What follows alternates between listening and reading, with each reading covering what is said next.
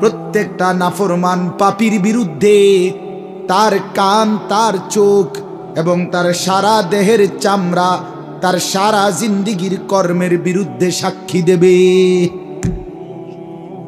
আল্লাহ বলবে, বাটপার তুই মুখ বন্ধ কর, ফেরেশতা তারে সিলগালা কর। আল ইয়াউমা নাখতিমু আলা আফওয়াহিহিম, এ মিথ্যক আজ হাসরের ময়দানেও বাটপারি করছে, বন্ধ কর তার মুখ, মোহর মেরে দে তার মুখে। আর আল্লাহ বলবে সারা দেহের অঙ্গ প্রত্যঙ্গ, এই তোরা কথা বল, তোরা বল। আল্লাহ বলবে, এই বান্দা, তুমি তো ভেবেছিলে সারা পৃথিবীর থেকে গুনাহ, অপরাধ, পাপ, দুর্নীতি, চুরি, ডাকাতি, জেনা, ব্যভিচার, অসভ্যতা গোপন করেছিলে। তুমি ভেবেছিলে র‍্যাব জানে না, পুলিশ জানে না, বিজিবি জানে না, মেম্বার জানে না, চেয়ারম্যান জানে না, এমপি জানে না, মা জানে না, বাপ জানে না, পাড়া পড়শি কেউ জানে না। যুবক, তুমি মনে করেছিলে রাত 2টা বাজে লেফের নিচে, কম্বলের নিচে উলঙ্গ ছবি, নর্তকীর নাচ, জেনা, ব্যভিচারের দৃশ্য সারা রাত দেখেছিলে। তুমি মনে করছো কেউ দেখে না, কেউ জানে না। কিন্তু আল্লাহ তাআলা বলেন, ওমা কুনতুম তাস্তাতিরুনা আন ইয়াশহাদা আলাইকুম সামউকুম ওয়ালা আবসারুকুম ওয়ালা জুলুদুকুম। আমার বান্দা, কান, চোখ, দেহ, অঙ্গ, যেটা তোমার শরীর, তুমি তো ভাবছিলে এটা তোমার, কিন্তু তুমি তো জানতে না এটা আমার। এটাকে আড়াল করবা কেমন?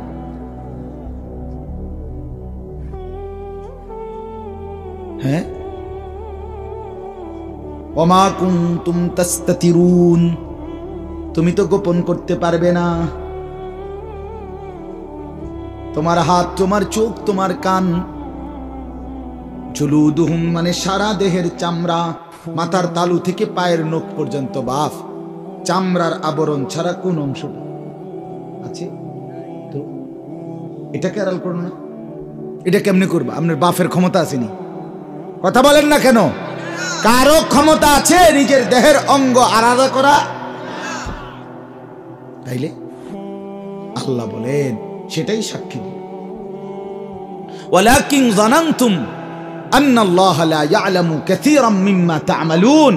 সাথে সাথে আল্লাহ বলেন, সাথে সাথে তুমি এটাও ভেবেছিলে, তোমার নিজের দেহকেও আড়াল করো নাই, আবার সাথে সাথে তুমি এটাও মনে করেছিলে যে ওই যে আরশে আজিমে 7 আসমানের উপরে যে আল্লাহ আছে, তিনি মনে অনেক কিছু দেখে না, অনেক কিছু জানে না। আল্লাহ বলেন, ওয়াদালিকুম যান্নুকুম বিল্লাযী যানানতুম বিরাব্বিকুম আরদাকুম। এই বেঈমান, আল্লাহর ব্যাপারে তোর এই দুর্বল ধারণা আজকে তোরে বরবাদ করে দিল। আল্লাহ কি সাধারণ মনে করছিস? তুমি মনে করছো চেয়ারম্যান ধরলে ছাড়বে না। আল্লাহ আর কি কইব? আল্লাহ কই এখন কম, এখন দেখ। ওয়াদালিকুম যান্নুকুম বিল্লাযী যানানতুম বিরাব্বিকুম আরদাকুম ফাআসবাহতুম মিনাল খাসিরিন। আল্লাহর ব্যাপারে দুর্বল ধারণা করেছিলে আর নিজের দেহের অঙ্গ প্রত্যঙ্গকে গোপন করতে পারো নাই। অতএব এই কারণে আজকে তুমি ক্ষতিগ্রস্ত জাহান্নামীদের অন্তর্ভুক্ত হলে। এরপরে একটা চূড়ান্ত কথা আল্লাহ বলছে, ফাইন্নাসবিরু, কোরআনের আয়াত, ফাইন্নাসবিরু ফান্নারু মাসওয়াল লাহুম ওয়া ইন্নাস্তাতিবু ফামা হুম মিনাল মুতাবিন। শুনতেছেন আপনারা? আল্লাহ বলে, অতএব নাফরমান, তোমার দেহ যখন সাক্ষী দিল, এবার তুমি যদি আবার কথাও বলো তাইলেও ফিডা, তুমি যদি চুপ থাকো তাইলেও ফিডা। খোদার কসম, এটাই আয়াত। তুমি যদি এবার সবর করো, চুপ থাকো, বলে না কথা কইয়া তো বিপদে না পড়লাম, চুপ থাকাই মনে ভালো হইব, চুপ থাকলে মনে আসতে ছেড়ে দিব। আল্লাহ বলছে না, না বান্দা, আজ যদি চুপও থাকো তবুও শাস্তি জাহান্নাম, ফান্নারু মাসওয়াল লাহুম ওয়া ইন্নাস্তাতিবু। আর যদি উযর খাহি পেশ করো, আবারও যদি কথা বলতে চাও, আল্লাহ বিষয়টা বুঝি নাই, এতটা সিরিয়াসলি ভাবে নেই নাই। হ্যাঁ বলছিল, আমি তো এতটা এভাবে বুঝিয়ে ফেসে করে যাবো ভাবি নাই। এই সমস্ত 900 কথা বললেও ফিডা, আর যদি চুপ করে দাঁড়াইয়া থাকো তাইলেও জাহান্নাম। আল্লাহ আমাকে মাফ করে দেন। আমার বন্ধু, আমার বাবা, আমার ভাই, দোস্ত আমার, আমি বাস্তবিক অর্থে সত্যি কথা যেটা আমার একটা ব্যক্তিগত ফিকির, আমি আসলে শুধুই কেবল ওয়াজ করতে চাই না, আমি চাই ভাবনা জাগাইতে, আমি চাই ফিকির তৈরি হোক, অনুভূতি জাগুক, বিবেক নড়ে চড়ে উঠুক। যুবক ভাই, আমি এটাই চাই। এ জিন্দিগিটা দৌড়াই, সারাটা দিন দৌড়াই, এক নেশায় দৌড়াই। এই জন্য বাপ, আমি অনুরোধ করছি, ভাবনা জাগুক দিলে, কলিজাটা নড়ে চড়ে ওঠা দরকার, পরিবর্তন দরকার। শুধুই একজনের পর একজন বক্তা আসলো, 4 জন 5 জন, এই বছর এই 5 জন, আগামী বছর বদলাইয়া আরো 5 জন, এভাবে 20 বছরে আপনি ওয়াজে শুনলেন। আপনি যদি এই শীত সিজনে 10টা ওয়াজ শুনেন কমপক্ষে, মনে করে ধরে নিলাম প্রতি ওয়াজে যদি 4 জন বক্তা ওয়াজ করে থাকে, তাহলে তো আপনি এই 3 মাসে 40 জনের ওয়াজ শুনছেন, ঠিকই না? বলেন না কেন? এখন আপনি বলেন, ওয়াজ তো বদলাইছে, বক্তা তো বদলাইলো 40 জন, আপনি বদলাইছেন কদ্দুর সেটা বলেন। ও চাচা বলেন না, 60 বছরের বুড়া চাচা, আপনি আর কত বছর পরে বিড়ি সিগারেট খানা বন্ধ করবেন? আমি এটা শুনতে চাই, চেয়ারম্যানের সামনে কর। ওই বুড়া মিয়া, এখনো যারা চা দোকানে, রঙিন টেলিভিশনে নর্তকীর নাচ আর জিনা ব্যভিচারের নাচ গান দেখেন, এই বেটা আপনার লজ্জা হবে কোন দিন? শরম আসবে কোন দিন? বেটা বুড়া মিয়া, আপনি মরবেন কোন দিন? আপনার এই অসভ্য খাচ্চর যাইব কোন দিন? আপনি আর কতদিন বেডির নাচ চাইবেন? কিও 60 বছর পরেও আপনার হায়া আসলো না? আরে এত বুঝি মানুষ, বুঝি মুসলমান, বুঝি এত বেহায়া হয়? কি ভাবছেন? আপনি মনে করছেন আমি মুরব্বী আপনারে ছেড়ে দেব? না না, আপনি না আমার বাপ। আমি চাই সন্তান, আমি আমার বাপ যেন হয় জান্নাতি। আমি বলবো না তো কে বলবো? আপনি আমার দাদা, আমি আপনার নাতি, আমি চাই আমার দাদা যেন হয় জান্নাতি। তা আমি বলবো না তো কে বলবো?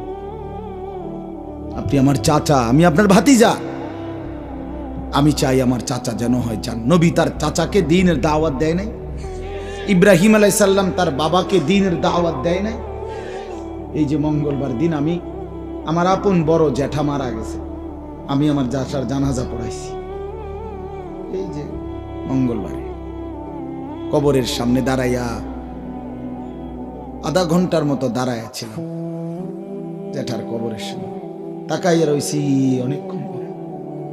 কবরের মাটি যেন আমারে বলতেছে, আনিস মন খারাপ করো না, তোমার জ্যাঠারে বানাইবার জন্য আমি আমার থেকে একটু মাটি দিছিলাম, আজ আমার মাটি আমি আবার ফেরত নিলাম। হ্যাঁ,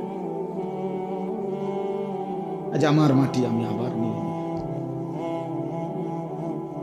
এই আমরা প্রত্যেকেই ভাবেন দোস্ত আমার, প্রত্যেকেই এটা ভাবেন। আল্লাহ যেন কল্পনা করেন, আল্লাহ যেন মাটিকে বলতেছে, মাটি আনিসকে বানাবো, আমার একটু মাটি দে। তো মাটি যেন বলতেছে, মাওলা দিলাম, তবে আমার মাটি আমারে আবার ফেরত দিয়ে। আল্লাহ বলছে, ওয়াফিহা নুঈদুকুম, ফেরত দেব, তোর মাটি তোকেই ফেরত দেব। কি বাপ, এমন না? আমরা প্রত্যেকেই মাটির আবার ফেরত যাব না? মাটির সাথে মিশে যাব, আবার আল্লাহ উঠাবেন। আমার দাদার কবর এদিক দিয়া, আমার দাদির, আমার একটা পারিবারিক কবরস্থান চেয়ারম্যান সাহেব, তো আমার দাদার কবর, দাদির কবর, এরপরে আমার 3 নম্বর চাচার কবর, এরপরে আমার আব্বার কবর, এরপরে এদিক দিয়ে আমার জেঠারে কবর দিছি, ওই দিন পায়ের কাছে দিয়ে, আর একটা চাচা বাকি আছে। তা আমার ছোট ভাই হে আমারে বলতেছে, আমি ভাই হেও চোখের পানি ফেলে বলতেছে, ভাই দেখেন দাদা দাদি মানে বাবা মা, তারা তাদের সন্তানকে আবার মাটির নিচে কোলের কাছে নিয়ে, ঠিক না? এই যে দাদা দাদি, এখানে চাচা, এখানে আমার আব্বা, এখানে জ্যাঠা, মাটির সন্তান আবার মাটিতেই নিয়ে নিছে, আপন করে নিছে। এই জন্য বন্ধু আমার, বাপ আমার, আমি শুরুতে এই জন্য বলছি, চলেন সবাই মিলে ভাবি, আমিও ভাবি আপনিও ভাবেন, চলেন ভালো হই, চলেন বদলে যাই। যুবক বদলাইতে হবে, তুমি খোদার কসম যুবক, এই নওজোয়ান বদলাইতেই হবে, নষ্ট হইও না বাপ। তুমি বরবাদ হয়ে গেলে, তুমি চরিত্রহীন হয়ে গেলে এই সমাজ থেমে যাবে না। তুমি মরে গেলেও পৃথিবীতে আলো ফুটবে, রোদ উঠবে, বৃষ্টি হবে, কিন্তু তুমি নষ্ট হয়ে গেলে। হ্যাঁ, মানুষ বড় স্বার্থপর। আমার একটা ওয়াজ আছে, দুনিয়া বড় স্বার্থপর, বড় স্বার্থপর। এতটি সিএনজি আটকাইয়া গেছে, সামনের সিএনজি দেখতেছে সিএনজিওয়ালারা যে এই সিএনজিটা অ্যাক্সিডেন্ট করছে, 3টা লাশ, 2টা লাশ রক্তে ভাইসা গেছে, কিন্তু তবুও কারো হাতে সময় নাই, পাশ কাইটা সবাই চলে যাইতেছে। হ্যাঁ, কেউ থেমে যায় না। আমার মৃত্যুতে পৃথিবী থামবে না, আমার আপনার মৃত্যুতে পৃথিবী থামবে না। চলমান পৃথিবী চলতেই থাকবে, নদীতে ঢেউ উঠবে, ভাটা আসবে, জোয়ার আসবে, আমি নাই আর কি, আমি নাই, এতটুকুই। কিছুই থামবে না, কিছুই থামবে না। আপনার আমার মৃত্যু যেদিন হবে, খোদার কসম, সেদিনও সংসারের বহু প্রয়োজনীয় জিনিস কেনাকাটা বাকি থেকে যাবে। এটাই সত্য, এটাই সত্য। দুনিয়া রাক্ষস, দুনিয়া অতৃপ্ত। এই রাক্ষস শুধু হা করে, গিলে খায়, আবার হা করে। অতৃপ্ত এক দুনিয়া। ওমা হাযিহিল হায়াতুদ দুনিয়া ইল্লা লাহবুন ওয়া লাইব। আল্লাহ বলে, বান্দা শোনো, দুনিয়ার জীবন শুধুই তামাশা, শুধুই খেলাধুলা। ওয়া ইন্নাদ দারাল আখিরাতা লাহিয়াল হায়াওয়ান। রব্বুল আলামিন বলে, আখিরাতের ঘর জান্নাত, সেটাই কেবল জীবন, বেঁচে থাকা। লাউ কানু ইয়ালামুন। এরপরে রব্বুল আলামিন বলে, বান্দা আমার এই কথাটা যদি তোমরা বুঝতা। আল্লাহ বলেন, এরে বান্দা যদি এই কথাটা বুঝতা, কতই না ভালো হতো যে দুনিয়া শুধুই তামাশা। ওমাল হায়াতুদ দুনিয়া ইল্লা মাতাউল গুরুর। আল্লাহ বলে, বান্দা দুনিয়ার জীবন আর কিছুই নয়, শুধুই ধোঁকা। শুধুই কি? যিনি বানাইছেন তিনি বলছেন ধোঁকা। দুনিয়া বানাইছেন কে? ইন্না জাআলনা মা'আল আরদি যিনাতাল লাহা। আল্লাহ বলে, গোটা কায়নাত সৌন্দর্যময় করে আমি আল্লাহই বানিয়েছি। আবার তিনি বলছেন এটা ধোঁকা, এটা তামাশা, এটা হাওয়াই বেলুন, হাওয়াই মিঠাই। হাওয়াই মিঠাই তো কয়টা আমরা খাইতাম, গুলা কটকটির মতো একটি আসিল না, লাল লাল, এগুলো এমনি ফুল্লা রয়েছে, হাতে নিলে হাওয়াই মিঠাই কই না এগুলো রে। দুনিয়া হাওয়াই মিঠাই, চুপসে যায়। এই সুখের আঙ্গিনার সব কিছু রেখে আজকে আমি কিতাবে পড়ছি, মনে আছে নি হুমায়ুন ভাই? আজকে শুনাইছি আমার সাথী গাড়িতে বসে বসে কিতাব থেকে। এক মহান বুজুর্গ বলছে, হে আল্লাহর বান্দা, দুনিয়ারে সাজাইলা, ও চিরেই হবে এমন। দুনিয়ার এই সম্পদ, অর্থবিত্ত হতে পারে একদিন ছিল, কিন্তু একদিন তোমার আর এগুলো নাই, তুমি ফকির। অথবা এগুলো আছে কিন্তু তুমি নাই, কবর। দুইটার একটা হবে। কথা বলেন না কেন? হয় সকালের এই সম্পদ বিকালে নাই, কয়দিন পরে নাই। আজকের ক্ষমতা কয়দিন পরে নাই। অথবা সবই আছে কিন্তু তুমি নাই। এই দুইটার একটা। এর তিন নম্বরটা কিছু নাই, এটাই। এই জন্য আমি অনুরোধ করছি যুবক ভাই সবাইকে বলছি, ভাইয়া তুমি নষ্ট হয়ে গেলে নষ্টই হইলে, পৃথিবীর কিচ্ছু হবে না, ইসলামেরও কিচ্ছু হবে না। ইসলাম টিকবে, কোরআন থাকবে। ইয়া আইয়ুহাল্লাযীনা আমানু মান ইয়ারতাদ্দা মিনকুম আন দীনিহি ফাসাউফা ইয়াতিল্লাহু বিকওমিন আল্লাহ বলেন, হে ঈমানদারগণ, আমাদেরকে বলছে আল্লাহ, তোমরা যদি সকলেই আমার দিন থেকে ত্যাগ করে মুরতাদ হয়ে যাও, ত্যাগ করো, আল্লাহ বলে কোনো অসুবিধা নাই, ফাসাউফা ইয়াতিল্লাহু বিকাউমিন, আমি নতুন জাতি বানাবো, ইউহিব্বুহুম ওয়া ইউহিব্বুনা, যারা আমাকে ভালোবাসবে, আমি যাদেরকে ভালোবাসবো। এই বেটা, আমার 2 সেকেন্ড লাগবে না, আমি আবার মানুষ বানাবো। আমি তোর কাছে ঠেকা না বান্দা, আল্লাহ ঠেকা। এই জন্য দোস্ত, ছেলেরা নষ্ট হইও না বাপ, সারাদিন যারা 1 ওয়াক্ত নামাজ পড়লা না, এই বন্ধু আজকের সারাদিনে যারা 5 ওয়াক্ত নামাজের একটা সেজদা দিলা না, তুই কেমনে বন্ধু মায়ের পবিত্র দুধ খাইলি বন্ধু? তুই না 2টা বছর মায়ের পবিত্র দুধ খাইলা? তুমি না একটা মুসলমান বাবার ঘরে বড় হইছিলা? তুমি না ভোটার আইডি কার্ডে লিখছো ধর্ম ইসলাম? তুমি না জন্ম নিবন্ধন সনদে লিখছো তোমার ধর্ম ইসলাম? তুমি না পাসপোর্টে লিখছো তোমার ধর্ম ইসলাম? একটা সেজদা দিলা না কেন? একটা সেজদা দিন। আপনি আমারে দায়িত্ব দেন, এখন আমি বের করে দেই বেনামাজি, আপনি শুধু অনুমতি দেন, আমি দাঁড় করাই। বেনামাজি অপদার্থ তো দেখলেই চিনা যায়। আরে বেনামাজি নির্লজ্জ, অসভ্য, বেহায়া, অপদার্থ তোরে দেখলেই চিনা যায়। তোর চেহারায় কোনো রসকস, মায়া, মহব্বত, দয়া মায়ার লেশ মাত্র নাই। এত বড় মালিক, 7 আসমানের মালিক, 7 জমিনের মালিক, কুল কায়নাতের মালিক, আমার অস্তিত্বের মালিক, আমার মাথার তালু থেকে পায়ের নখ পর্যন্ত ভেতর বাহির যার হাতে, যার ইচ্ছায়, যার সিদ্ধান্তে আমার চোখের পলক পড়ে, আমার হাত নড়ে, পাও নড়ে, আমার হৃদয়ের স্পন্দন, হৃদস্পন্দন চলে, আমার নিঃশ্বাস আসা যাওয়া করে। এই যুবক, এই এত বড় মহান আল্লাহর সামনে যারা ঘাড় নোয়াইল না, যার যে সেজদা দেয় না, ঘাড় নোয় না, খোদার কসম বেটা, তোর চাইতে বড় ঘাটতারা, গাদ্দার, বেয়াদব আল্লাহর জমিন আর কেউ নাই। তুই সবচেয়ে বড় ঘাউরা বেটা, তুই ঘাটতারা নাম্বার 1, তুই গাদ্দার, তুই গাদ্দার বেটা, তুই ঘাটতারা বেটা। কার সামনে মাথা নোয়াইলি না? খাম কেটে চেয়ারম্যান মনে করছে নাকি? হ্যাঁ, এই বেটা, এটা চেয়ারম্যান মনে করছো? এটা এমপি মনে করছো নাকি? এত বড় মালিকের সামনে তুমি মাথা নোয়ানো, তোমার ঘাড় কত শক্ত ঘাড়, চিন্তা করছেন? এটা কেমন গাউরা বলেন না কেন? এ ঘাটতারা না?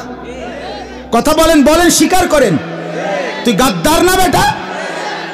আমি তো বললাম আমার নাম আনিসুর রহমান, মনে রাখো আমার নাম, আমি বললাম মনে রাখো বেনামাজি, যার কপাল সেজদা জমিনে পড়লো না, ঘাটটা নোয়াইলা না, তোমারে কবরে ফেরেশতা প্রথম ঘাটটা চাই একটা বাড়ি দিবে, একটা পরিল লোক ফাড়াই লাগবে, একদম ঘাটটা ফাড়াই লাগবে। মনে রাখবে,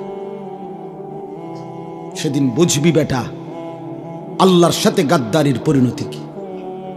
ওমা কাদারুল্লাহ হাক্কা কাদরি, আল্লাহ কোরআনে বলছে, বান্দা তুই আমারে সঠিক কদর করলি না, আমিও তোরে দেখো। তুই আমারে কি মনে কর? আমি রহমান শুধু না, আমি তো আজিজ।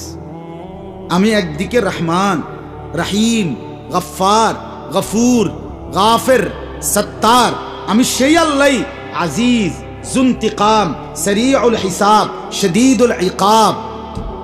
আমি প্রচন্ড প্রতিশোধ গ্রহণকারী, আমি দ্রুত আযাব দেনেওয়ালা, আমি দ্রুত হিসাব গ্রহণকারী, আমি মহাশক্তিধর, আমি কাহার, আমি জব্বার, আমি আজিজ, আমি মুক্তাদির। তুই আমারে কি মনে করছো বান্দা? বাদ্দুকে খাওয়াইছি দেখে ফাঙ্গাস আর তেলাপিয়া, এ ফুলকপি আর ভাতাকপি, ফার্মের মুরগা আর কক মুরগা, ইতান কদ্দুর খাওয়াইছি দেখে তুমি আমারে ভুলে গেছো। বেটা তোর চাইতে ভালো বেশি উত্তম দুনিয়া, সম্পদ, খাদ্য আমি তো আল্লাহ জঙ্গলের বাঘ ভাল্লুকরে এতে বালা খাবাই। বেটা কথা বলেন না কেন? দুনিয়া আমরা কি ভোগ করছে? আমি নিজ চোখে আপনার দেখছি চট্টগ্রামের পরে এক চিড়িয়াখানা আমারে নিছিল আরো আগে। তো আমি যখন দাঁড়াইছি তখন দেখছি চিড়িয়াখানার যে বাঘটা, বাঘের খাঁচার সামনে, ওই সময় বাঘেরে গোশত দিছে, গরুর গোশত বস্তাতে ফালাইছে, এটার লেগে। তা আমি বললাম, ভাই কদ্দুর দিলেন গোশত বাঘেরে? ওই লোক বলতেছে, হুজুর জঙ্গলে যে পরিমাণ খায় ওইটা তো এখানে সম্ভব না, এটা চিড়িয়াখানা, এটা সীমাবদ্ধতা আছে। আমি বলছি, আচ্ছা ঠিক আছে ভাই, কিন্তু দেশেন কদ্দুর? প্রতি বেলা গড়ে 20 থেকে 22 কেজি গরুর গোশত দেওয়া হয় একটা বাঘ। এও সীমিত,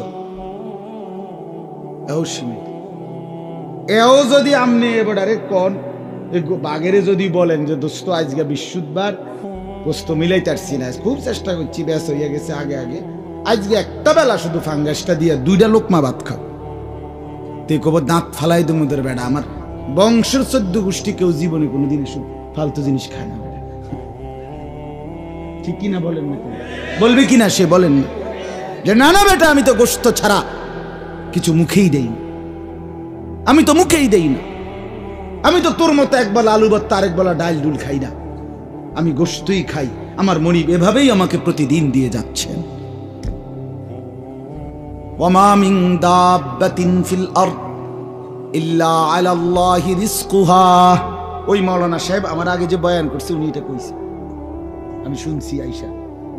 ওয়া ইয়ালামু মুস্তাকাররাহা ওয়া মুস্তাওদাআহা কুল্লুম ফি কিতাবিম মুবিন।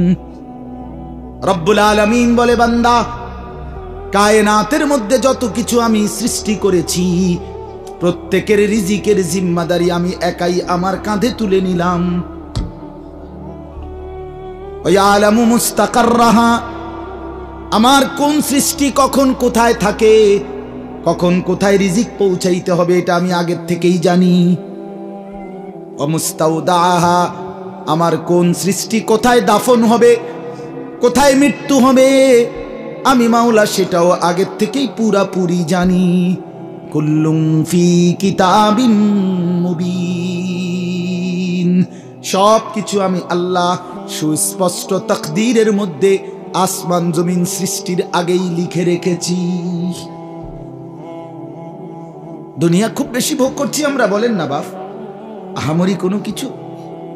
আমাদের চট্টগ্রামের একজন প্রখ্যাত বক্তা আছে, আলেম, আল্লামা ডক্টর আফম খালিদ হুসাইন, অনেক সুন্দর আলোচনা করে। একজন বড় আলেমও, জেনারেল লাইনও উচ্চ শিক্ষিত, ডক্টরেট করা। উনি একদিন বয়ানে বলছেন, আমি নিজে শুনছি, হুজুর বলতেছেন একটা হাতি একদিনে 250 কেজি খাবার খায়, 90 লিটার পানি খায়। আর ওই বাঘের তো কইলামে বেড়ায় কইল, চিড়িয়াখানার বাঘে 20-22 কেজি গোস্ত একবেলা খায়। আপনারা কেডা 22 কেজি গোস্ত একবারে খাইতেন পারবেন? কোন আতুডান আপনারা খাবাইয়া যাও, বাদ যেতাম না, মরলে মরছি, তোমারে খাবাইয়া যাও, দরকার হলে কালকে থাক, তুমি আতুডা আগে তোমার ছবি উঠে এলো। কথা বলেন, আছে কেউ? তো আমরা দুনিয়া আহামরি কিছুই ভোগ করছি না, কিছুই না, শুধু শুধু শুধু শুধু। এই বাপ কেমনে বললে বুঝতেন? ইয়া লাইতা কওমি ইয়ালামুন, হায় আমার জাতি যদি বুঝতো। এটা সূরা ইয়াসিনের আয়াত। ইয়া লাইতা কওমি ইয়ালামুন। 3 জন রাসূলের দাওয়াতে একজন লোক ঈমান আনছিল। নবীজির জামানার পূর্বে এক এলাকায় 3 জন নবী একসাথে কালেমার দাওয়াত দিছে। 3 জনের হাতে কালেমা পড়ছে শুধু কয়জন? একদিন ওই এলাকার মানুষ, এই জালেমরা, পাপীরা ওই 3 জন নবীকে একত্রে ঘেরাও দিয়ে ধরছে, মেরে ফেলবে এই 3 নবীকে। তখন ওই লোকটা এতদিন নিজের ঈমান গোপন রাখছিল ভয়ে, একজন যেহেতু, আজকে সে চিন্তা করলো আজও যদি আমার ঈমান গোপনে রাখি তা আর আমার ঈমান কি কোন দিনের লাগিয়া, আজকেও যদি আমি চেষ্টা না করি তো আর কোন দিন। তো ফলে এই লোকটা গ্রামের শহরের একদম পাশ থেকে দৌড়াইয়া এই মানুষগুলোর সামনে আসছে যারা নবীদেরকে ঘেরাও দিয়া মারতেছে। ও যা আমিন আকসাল মদিনাতি রাজুলুন ইয়াসা, এই যে কোরআনে সূরা ইয়াসিন আছে, সূরা ইয়াসিন তো আলহামদুলিল্লাহ অনেকেই, সবাই তো পড়েন, অনেকেই পড়েন না, এখানে আছে। তো লোকটা আয়েশা বলতেছে, হে আমার জাতি, তোমরা এদেরকে মেরো না, বরং রাসূলদেরকে অনুসরণ করো। ইত্তাবিউল মুরসালিন, রাসূলদেরকে অনুসরণ করো।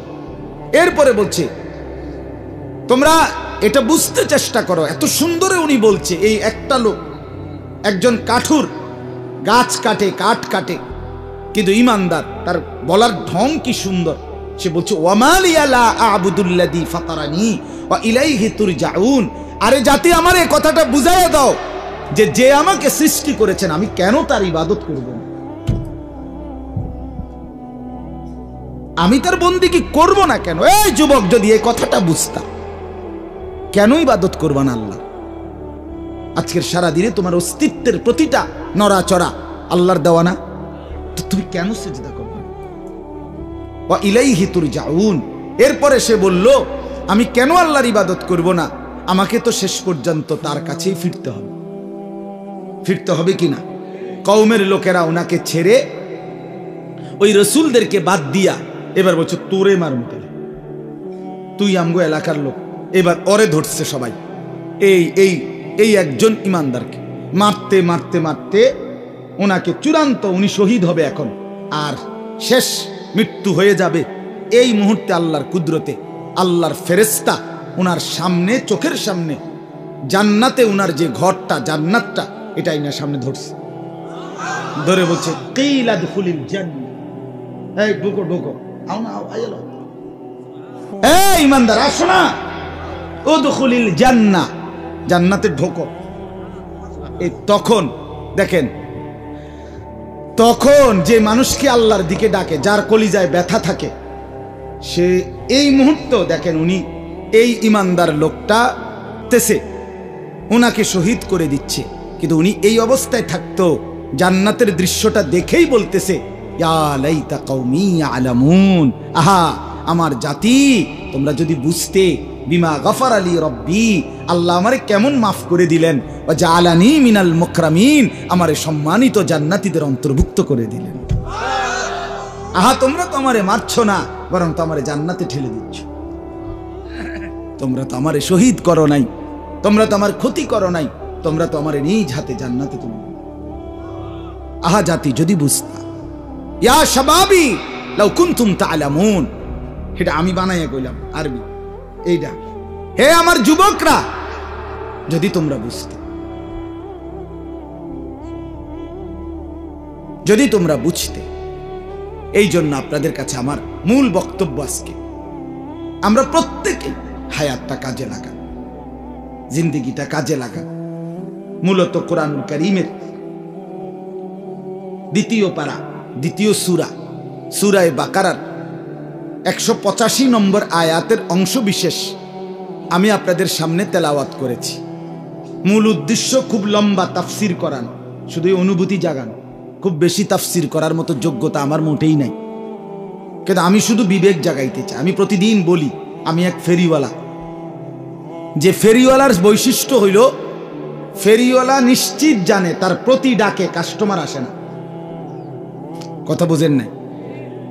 তার পণ্যের ঘোষণাটা সে যতবার দেয়, প্রত্যেকবারই কি কাস্টমার আইয়ে না। সে জানে এটা, সে জানে এই গল্লির থেকে ওই মাথা পর্যন্ত গেছে, মনে 100 বার বলছে বালতি বালতি বালতি, কিন্তু কেউ আসে না। কিন্তু সে বলা থামে না।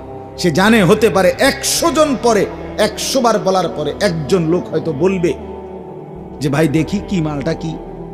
ওই একজনের আশায় পিছনের 100 বার সে বলে যাচ্ছে।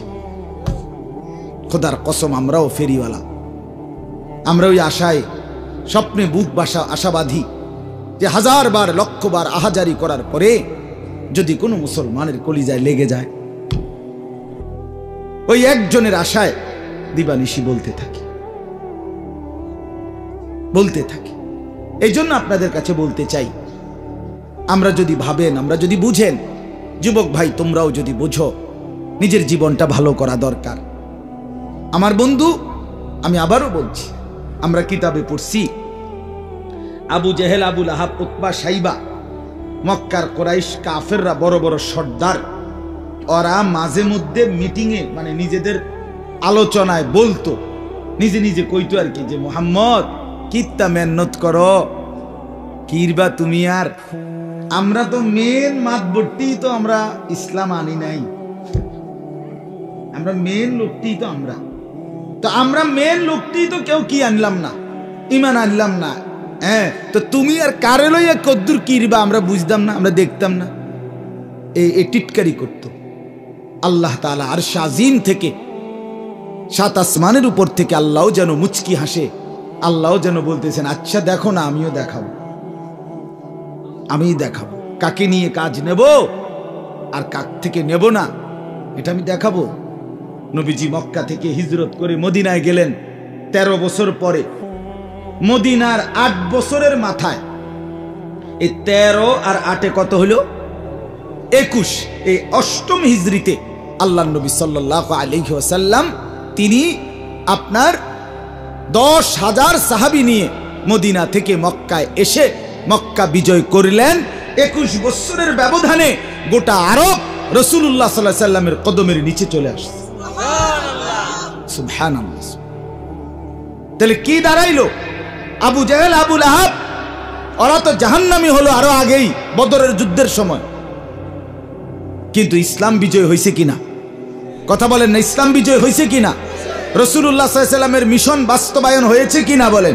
এই জন্য আমি অনুরোধ করছি নওজোয়ানরা, তোমাদের কাছেই অনুরোধ আমার, তুমি হেরে গেলে, তুমি নষ্ট হয়ে গেলে, তুমি যদি চরিত্রহীন হয়ে যাও, নাচ গান জুয়া মদ নেশা নারী অশ্লীলতা গান বাদ্য অসভ্যতায় যদি লিপ্ত থাকো, তাহলে তুমি ক্ষতিগ্রস্ত হবা, ইসলাম আটকাবে না। ইসলামের জন্য, দ্বীনের খেদমতের জন্য যখন যে পরিমাণ লোকের দরকার, খোদার কসম আল্লাহ তা ব্যবস্থা করছেন, করতে থাকবেন।